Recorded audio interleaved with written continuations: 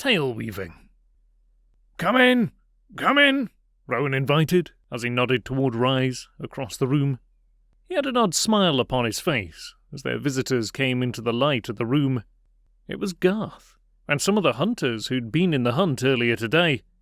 They looked a little uncertain as they surveyed the neat, spacious room bunching up near the doorway. To the left of the door was the workroom containing Rowan's loom, with the new blanket he was weaving still upon it. The blanket was very colourful, with lots of blues, greens, yellows and whites making a playful pattern across the weave. Beside the loom was a large window with real glass, tightly shuttered against the dark of the night. Beside the workroom door was a door to the hallway leading to their sleeping rooms. Across to the right was a large trestle table set up with the leftovers of dinner still upon it on one end. It was large enough to accommodate a very big family, and a circle of a half-dozen stuffed chairs was grouped near another large shuttered window. There were paintings upon the walls, brightly woven rugs upon the floors, and decorative oil lamps on the walls and small tables in the room, giving it plenty of light, and 2 shelves crammed with real books upon them.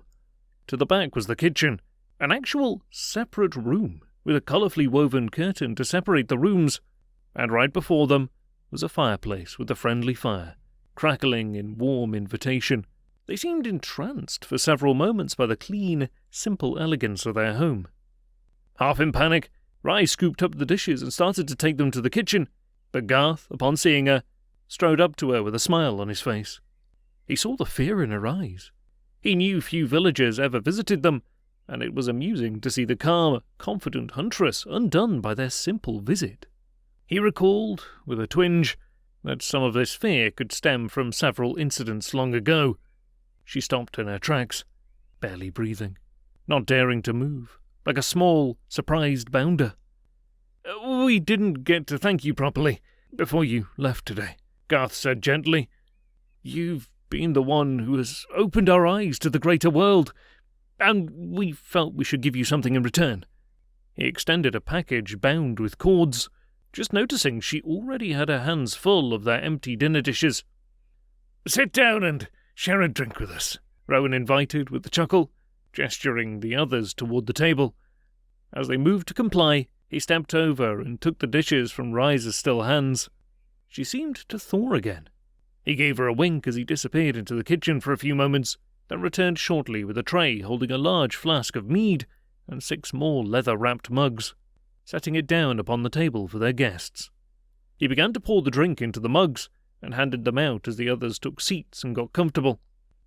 Garth gave Ryes the package, then helped her to her own seat as he took the chair next to hers, watching her intently as she looked up at him, then finally carefully undid the cords at his obvious urging.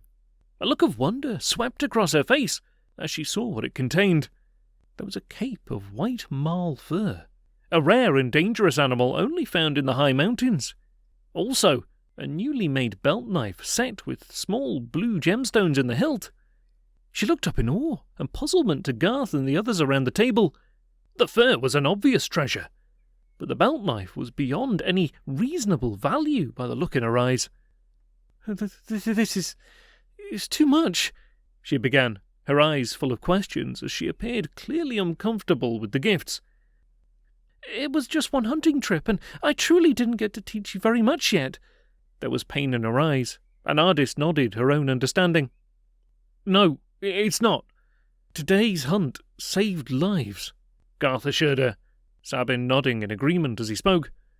"My older sister, Kar, has 2 young cubs to feed. I help her as I can, but I'm nowhere as good as you are out in the forest. Tor has a mother who's ill and desperately needed the medicines you showed him how to gather today. Sabin, Ardis, and Shad also have sisters with cubs to feed. And you know that Marin is the only hunter for his mother and your younger cousins. The extra food was distributed to other families who also were desperate for the food we provided today.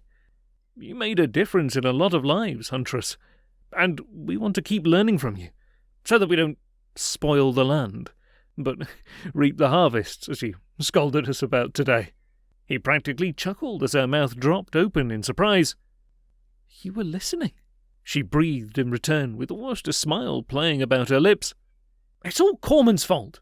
All he wants is to get the women with cubs and to And to the four winds for providing food for any of them, Marwyn burst out angrily, his fist slamming the tabletop.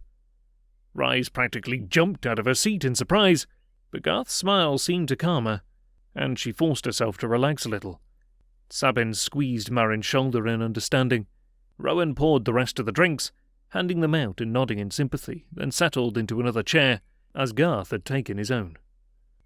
"He's upset the natural order of things," Sabin stated. "Brothers shouldn't have to provide for their sisters. They should have mates of their own providing for them." "It just isn't right," Marin said. "How will I ever have cubs of my own?" He looked to Garth, who shook his head, not knowing any real answers. "All I'm going to get out of life is to scrape together a meagre existence for my mother and siblings. When will the village unite and cast Korner out?" "I don't know if we'll ever see that day," Ardis spoke up, looking down into her mug, as if she could divine their future from it. "Not with his brother being the head village elder." She shook her head, barely suppressing a shudder, as if a cold wind had danced around the room. Shad appeared to be enjoying the taste of her mead, her eyes shut with a smile of delight upon her face. Garth knew they had all hashed this out fruitlessly before. They still had no real answers, nor ideas of how to get the rest of the elders to listen to them. "Because of Korner, Ryes never knew her own mother, father, or siblings," Rowan added, looking at Ryes, as if daring her to forbid him to tell the tale. She grimaced, but glancing up into Garth's eyes again, sighed and settled back, as if knowing this was something she could not simply escape from tonight. He wondered how many times she'd been forced to sit through the telling of this tale. It was probably a well-known story for her. Garth wondered if it was painful because of her great loss, or because it was told so often, she never wanted to hear it again. "How did it happen?" Tor asked in a low voice, also noting Ryes's look of discomfort. "We've heard so many different versions of it that it's hard to know where the truth lies." Rowan nodded his head at this as he cleared his throat. He sat back in his chair and looked down into his mug, as if contemplating the hazy images from the past. Ryes fidgeted uncomfortably, slowly running her fingers through the marl fur. Rowan looked up to see the pain in her emerald green eyes. He knew the distortions the other villagers threw into the story, either intentionally or through ignorance. So here was a good chance to set the record straight with her new friends. "To tell this tale well," his voice ground out, suddenly sounding very old indeed, "I must go back to tell you of my own true mate, Janna. I was still young, about your age, but Janna was almost beyond cub-bearing years when we discovered each other." The others shuffled and mumbled softly among themselves in shock. True mate vows were almost unknown. It bound the two souls together even beyond life. Most men lived with a woman for a time, to help when their cubs were young, if the woman permitted it. Traditionally, no man would tie himself to only one woman, and rare was the woman who tolerated any one man for any longer length of time in her home. Unattached bachelors usually lived with their mothers or sisters until they could find a mate of their own. Rowan knew the young men and women sitting at his table were all exceptions. They had moved out of their family homes to live in two group homes next to each other in the village. The women lived in one dwelling, and the men in the other. They supported each other and their siblings, and were the talk of the village for months 2 years ago when they made their moves out of their family homes. He had found them a curious group, but had never seen any harm in their living in the way they chose. And Ryes was an exception in her own way by choosing to remain with him here in his home. He cleared his throat, and they settled back to a listening mode again. "The only cubs we managed to have were one birthing of 3. A son and 2 daughters," Rowan continued, starting out again. 3 cubs in one birth?" Sabin questioned abruptly. His eyes appeared doubtful at this news, but both Rowan's glare and Marin's nod silenced him. He picked up his mug and appeared to mull it over as he settled back in his chair, ready to listen again. "We lost Rana to a fever when she was still an infant," Rowan added, looking to the others with a steady light in his eyes. "The other 2 grew up to be sturdy and bold. They may have had their mother's looks, but unfortunately inherited my temper." Marin rolled his eyes, nodding in agreement. but there was pride in Rowan's voice as he gave his grandson a merry wink. They were still his cubs, and his cubs' cubs. Jana wasn't one to stay at home either. She journeyed often in the woods and hills, looking for something she couldn't name. Sometimes she let me go with her, but other times she just wanted to venture out alone. I let her go because I loved her. Then one day, when Ron and Tans were 15 summers old, she didn't return home. I searched all the night and found no trace of her passage. For almost a month she remained away. We exhausted ourselves from our searching and grieving, and couldn't believe our eyes when we found her in the kitchen preparing breakfast one morning. She acted as if she'd done no more than spend a night out in the woods. She'd also brought home a stranger. The stranger turned out to be a young woman named Tayna of House Lee, who spoke with such a heavy accent and in such a strange way that it was hard to understand what she was saying at times. She was shy until you looked into her eyes. Her eyes were the holders of the ages. I recall feeling like the youngster when I beheld her eyes. And she had the most beautiful, long, flaming red hair. It wasn't too long after that I had noticed Ron had taken to her. I wasn't unhappy with this because she seemed like a good, caring person. Jana treated her as a daughter, while Tans accepted her as a sister, replacing the one she'd lost in many ways. We were a mended family and lived quite happily. About a year after Tayna had settled in with us, Korner started to realize his greater size gave him certain advantages over most of the men in the village. He was beginning the rampage which would continue to this day. Over 20 years, he related. His eyes were bright with the pain the memories opened afresh in his heart as he looked at them all, sitting around the table. The young men and women stirred restlessly as his pain swept them all deeper into his story. Ryes lowered her eyes, seeming to feel his pain within, too. Was that when he killed them? Tor questioned in a low voice, sounding worried. Rowan glanced at him, then smiled and chuckled, breaking the suspense in the room. Them Ryes would never been born, he chided, bemused. Garth cuffed Tor lightly on the shoulder, and turned smiling back to Ryes, seeing her blush. Well, great storyteller, what did happen? He asked. Rowan saw where his true interest lay, and smiled to himself. Garth looked as if he wanted to reach out and touch Ryes, but hesitated. He obviously didn't look to rush things between them, yet. Rowan wondered if after all this time it might be best for them both. He realized he could be patient too. Ron and Tayna ran away to escape Korner's interference, but he started to show an interest in her too. They journeyed many long days to the ancient ruins on the far northern horizon, with our mixed blessings. There they made whatever life they managed to gain, before Korner finally found them. The only reason I can think of was he was so deeply insulted by the incident which happened when they left, as they humiliated him before the whole village, that he felt he had to track them down and finish things the way he thought it should have gone. I will never speak to the man, after all the horror he's inflicted upon Matlow and my family through the years, even to find out. All I know is that it had been about a year and a half since Ron and Tayna left, when, one morning, I came out to find Tayna on the doorstep, drenched in her own blood.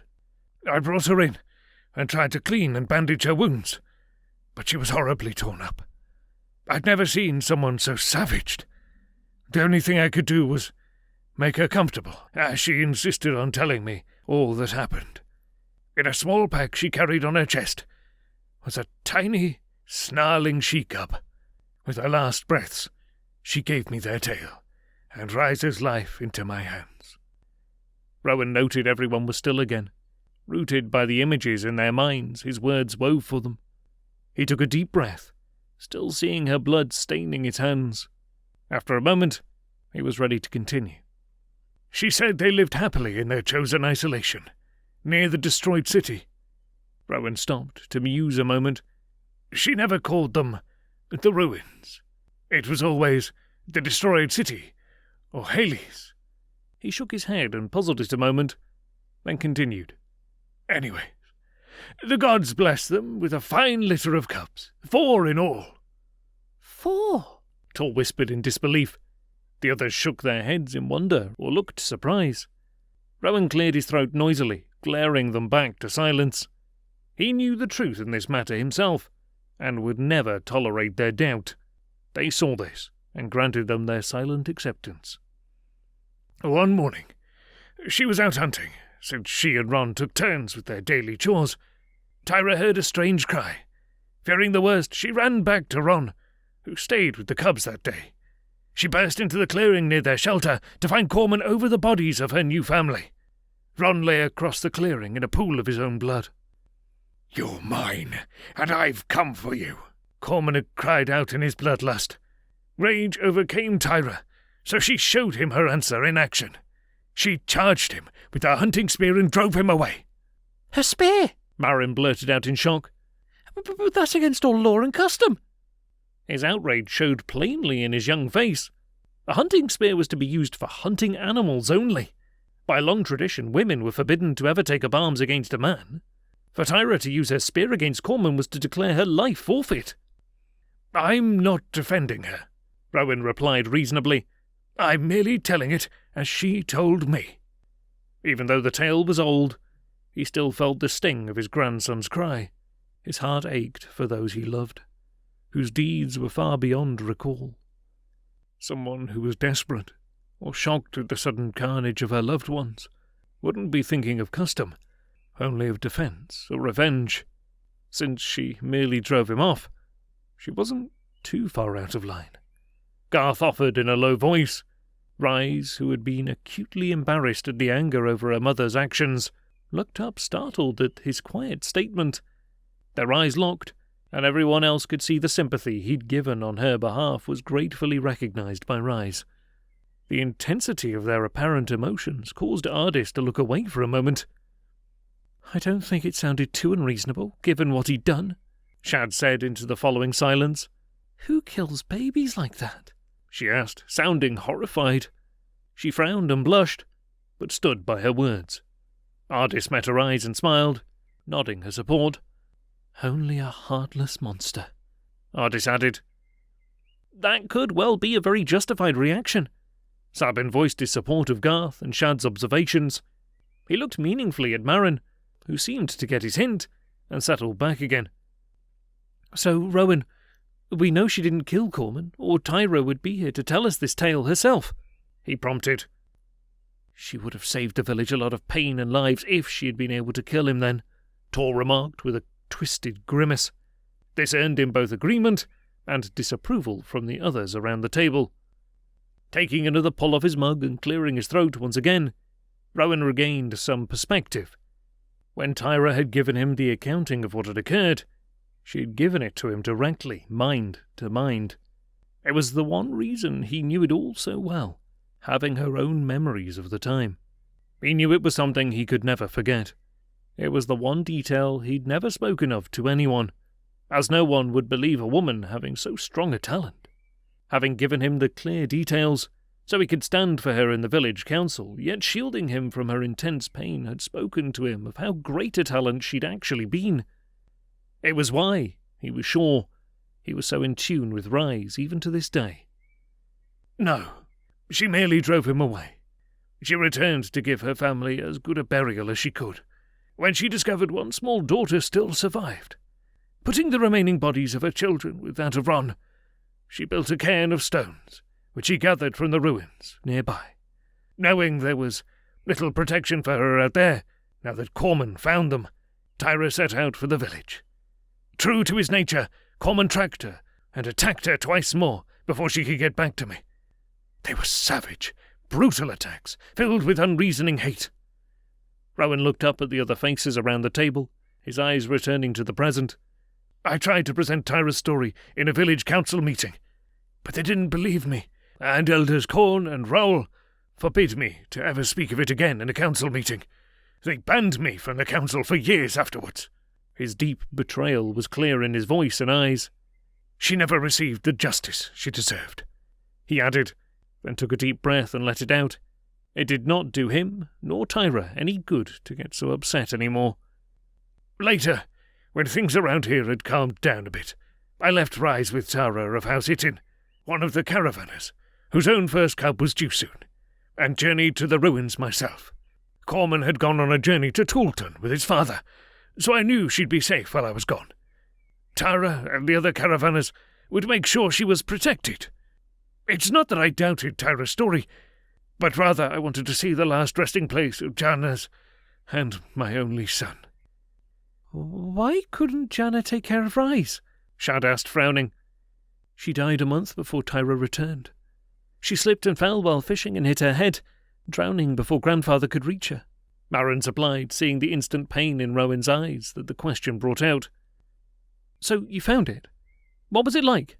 Tor asked in his straightforward manner, bringing them all back from that other tragedy. Yes, I found it very quickly, since she had described it so well. Tayna had used the rock from the ruins to good advantage. It was beautifully done. I didn't disturb a stone of it. Rowan's eyes misted up for a moment, recalling a scene only he had seen. Maren nodded, understanding. Life is short enough without Korner to add more troubles, he stated, meeting his grandfather's eyes. There was a small moment of quiet, as if to honour those who died so violently, so young. Well, the snarling she-cub sure grew up to be one fine huntress, Garth spoke up, breaking the silence.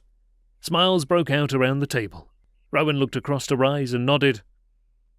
I really didn't have to teach her too much there. She took to the woods as a bird to the air.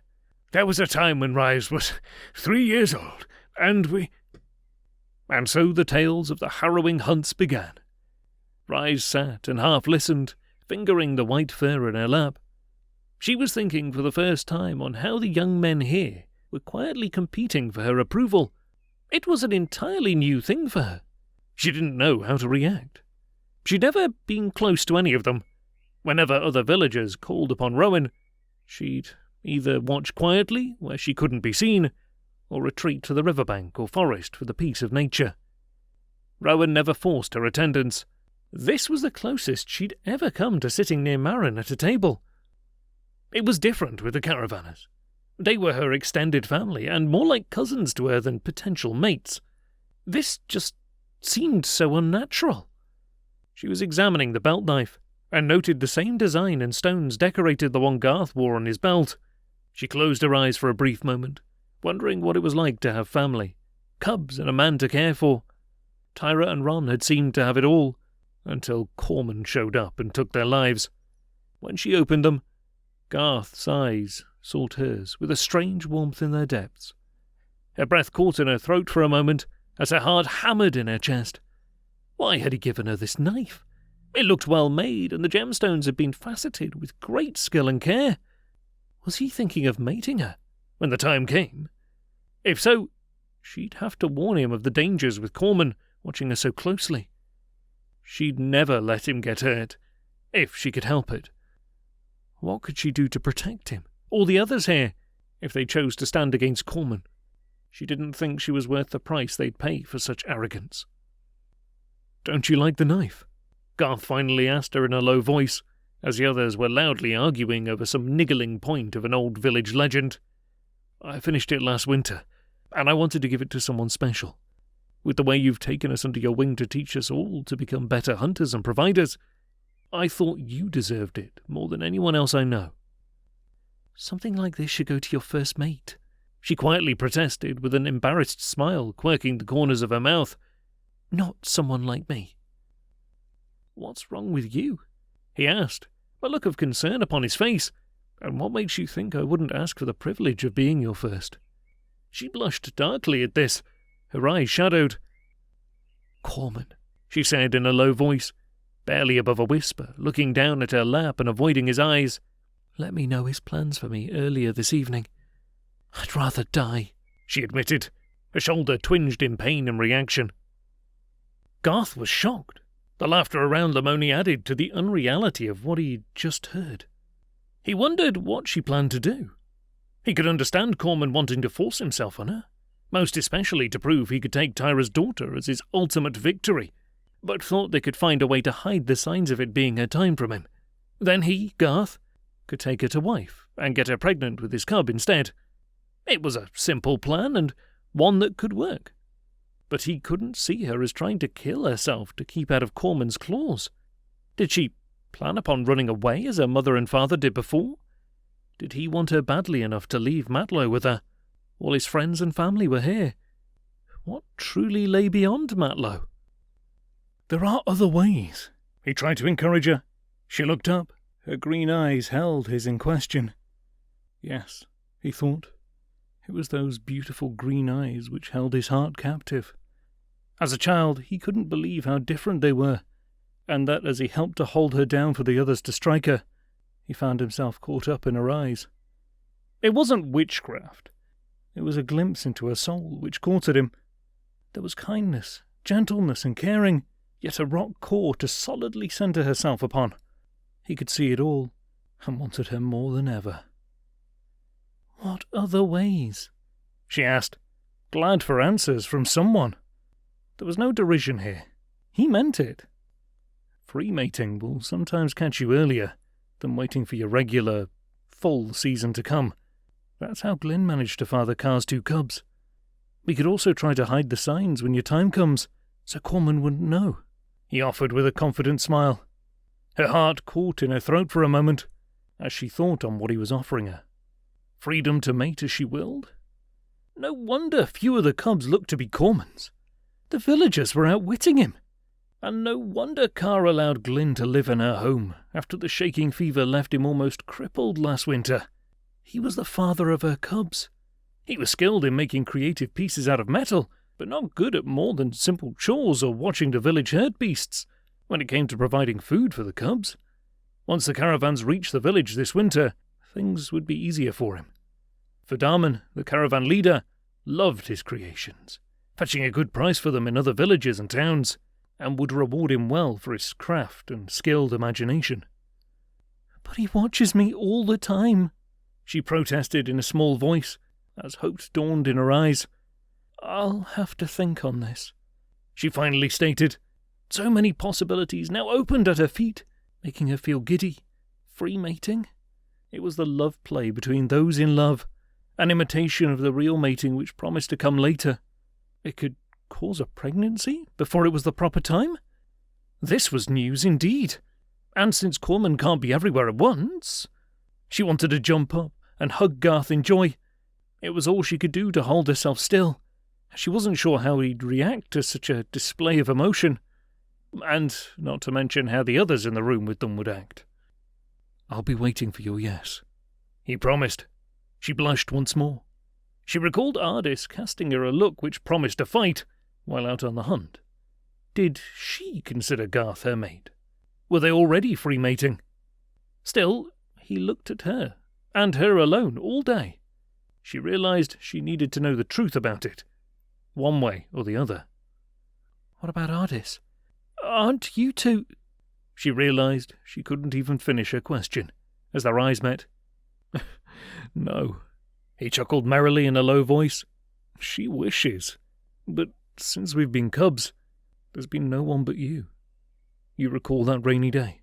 he asked, knowing he was damning himself. She nodded her head, her eyes shadowed for a moment. "You held me down," she agreed.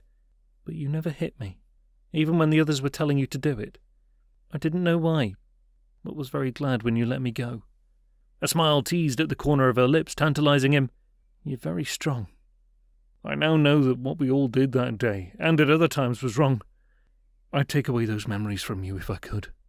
But when your eyes looked into mine, I knew just then I had to win you for my own someday. I just never thought I'd get the chance," he admitted. "What does everyone do to an outcast, to someone who's different? I managed to get through it, and put it well into the past where it belongs.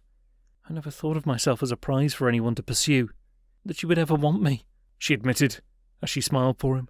She wondered if this was some kind of twisted joke. She saw Sabin and Ardis noting their quiet discussion, but they were more involved in what the rest were talking about. Could Garth really mean all he said? His apology sounded true to her ears, and the pounding of her heart betrayed her own interest in him. But why now, when Korman threatened to rip everything she valued apart? Give me a chance, and I'll show you how very special you are to me," he promised, glad she'd seemed to have let go of the pains they had caused her long ago. "All right," she agreed. "I'll give you a chance." She was blushing once more, and very unsure what to do now that she'd agreed. She'd wished Rinna was here, so they could talk about it all. She briefly met Rowan's eyes, and saw he looked to be keeping an eye on them too. He gave her a heartfelt smile of encouragement, which reached within and gave her courage. "We probably should join in on the amazing hunting accounts the others are talking about for now," she suggested with a smile. His face looked as if he were so terribly pleased as a huge smile lit up, dazzling her again. "That's probably a good idea," he agreed, shifting closer to her and looking up to get a nod of approval from Sabin. He felt he didn't need wings, as he was already soaring. Finally, after several more hours of jokes and stories and odd village history shared, Tor put his hands up in surrender. "Hold!" he declared, then stretched and shook his head. The hour must be getting late. He threw in a huge yawn. Ryes cracked a smile to see so great a yawn. "It's about time for us to crawl back to our old hole." He stood up, knocking his chair to the floor accidentally. He grinned as he bent down to pick it back up, setting it into place. The others started standing up, stretching and nodding in agreement. "Please," Rowan said, standing up too. "You can stay the night here. The fireplace is built to warm this room and the sleeping chambers. It's very comfortable with the spring chill still in the air. The old fathers of my family really knew how to build a home." There was a measure of pride in the old man's voice. "Hey, you can see into the back rooms through here," Sabin declared as he stood next to the fireplace. Ryes was staring at Rowan in shock. He'd never asked any of the villagers to stay over before, and it was almost a month since Darman and Rinna left for their annual rounds of the more established villages and towns for trading, entertaining, and doing their parts in helping to keep order among the kingdoms. She had neatened their room, and made sure their things were safely stored and ready for their return later in the year. So they did have their expansive bed for a couple of the men to use, as well as her own. The women would have to use the bunks up in the loft, as she would have to tonight. Now she was glad she had cleaned and freshened up the loft beds last week. She smiled and blushed as she set aside her gifts, then stood and walked over to the chest near the door to their sleeping rooms. The rest watched as she fetched extra blankets to keep them warm. "Here you go," Ryes said playfully, as she loaded Tor down with an armload of bedding. He smiled in surprise and grunted in exaggeration at the weight she dropped into his arms. "Let me help you with your load." Marin laughed as he joined them in the fun and took one of the blankets. Ryes laughed with the others at their antics as she gathered more for her and the ladies, then closed the chest. "You men get to sleep in the rooms down here while the ladies and I get to sleep upstairs," she told them with a smile, her eyes meeting Garth's once again as she gave him a big smile. Ardis and Shad appeared relieved at hearing this news. Ryes stepped over to the stairs leading up at the end of the room to show them the way. "Then we'll bid you a good night, Tor Strongarm," Shad teased as she turned with a laugh, following Ryes. The men's laughter followed the three up the loft. "You do have a large home," Ardis commented, looking around the neat loft and the beds against the far wall. There were chests to store clothes, and paintings, as well as shelves on the walls. There were even tables and a writing desk. The chimney of the fireplace radiated enough heat to keep them warm too. She was amazed. "In the winter months, our friends, the caravanners, live in the homes around us, but sometimes they bring extra folk along with them. So it's better to have the room, if needed, than to not have it and everyone uncomfortable and overcrowded," she explained with a smile. She went to one chest and pulled out night tunics for all three of them, guessing their sizes, then tossed one to each of them and stepped behind the one drape to change. Ardis let out a low whistle. "All the comforts of home," she sighed as she picked out the bed she wanted to use for the night, sitting down upon it and feeling how thick and comfortable it was just to sit upon. And it smelled fresh up here in the loft, as if it was cleaned and cared for regularly. "I think we all need to move out this way," Shad suggested. "Must be a lot of fun to be a part of life out here in the winter." She held up the gown Ryes had thrown her way and was feeling the smoothness of the fabric as she marvelled at the pattern woven into it. Ryes stepped out from behind the drape with a big smile. "It's the best time of year," she told her. "Go ahead and change. There's a dirty laundry basket to use for your soiled clothes too," she offered. "Do all the houses have bathing rooms and waist chairs like yours?" Ardis asked, having marvelled at those luxuries earlier this evening. Those rooms were off the kitchen, and just a wonderful idea. "All the ones I've been in have them," she replied, taking out her braid and brushing her hair as she sat down on one of the beds. It was very long, curling, and a dark red. "I thought Aunt Tanz's house had them too." "Very few in Matlow do," Shad replied as she appeared wearing the night tunic, and smiling as she twirled in front of a mirror she discovered hanging near a corner. Then she started fussing with her blonde-kissed light brown hair, pulling it back from her face and smiling at herself. Ardis smiled to see her friend so happy. She was fingering a brush she'd found on another nearby table. Ryes didn't object to her using it either. "It's something to think about," Ardis agreed. "Would you want us out here near you, Ryes?" she suddenly asked. She turned to see Ryes smiling, her eyes lighting up with humour. "Why not? I think it would be fun to finally have some real friends year-round and close by," she returned. Then she looked surprised and stood back up from the bed she was sitting on. "I forgot something downstairs. I'll be right back." She tossed the brush to Shad as she peeked to see if the men had left the main room. Ardis laughed as she realised what it had to be. Shad appeared puzzled. "Her package," she mouthed in a low whisper. Shad nodded, catching on. She used the brush as Ardis stepped back to change too. She admired the intricate carving in the wooden back of it and sighed. Yes, she could get used to this too quickly. Rowan had extinguished the oil lamps, closed the front door, and ushered the young men through to the sleeping rooms. They quickly picked from the 2 rooms offered, and Garth was cozying down in the warm, soft bed he had once slept in long ago, his eyes turned to the slowly dying fire. Sleep refused to come to him right away. His mind wandered upon the day's events, and that Ryes had finally accepted him into her life. How they would go about it from here would be something they would have to figure out. But he had finally won the chance to win her heart. He remembered Korner had let all the men in Matlow know that she was his, and his only. Still, today he had won, and he would do everything he could to keep her safe. She was a mate worth having. She was smart, a fearless huntress, had a kind heart and kept a neat home. Her laughter was musical, and her eyes magical. As his thoughts drifted towards sleep, Garth was startled as he saw a lithe form slip quietly across the main room as he was looking through the flames. It was Ryes, and he almost chuckled aloud as he saw her returning to the stairs with a bundle in her arms. Rowan had put it on a cupboard in his weaving room, and she couldn't sleep until she was sure it was safe. He wanted to go to her and hold her in his arms, but knew this was not the time yet. Marin was sleeping soundly against his back already, so he nudged him away and settled down to sleep again. With a sigh of regret, he surrendered to his body's fatigue as a smile still played upon his lips.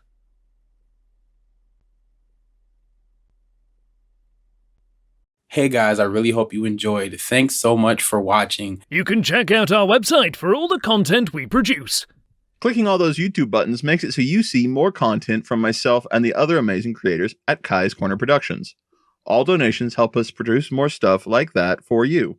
See you guys in the next one. Peace.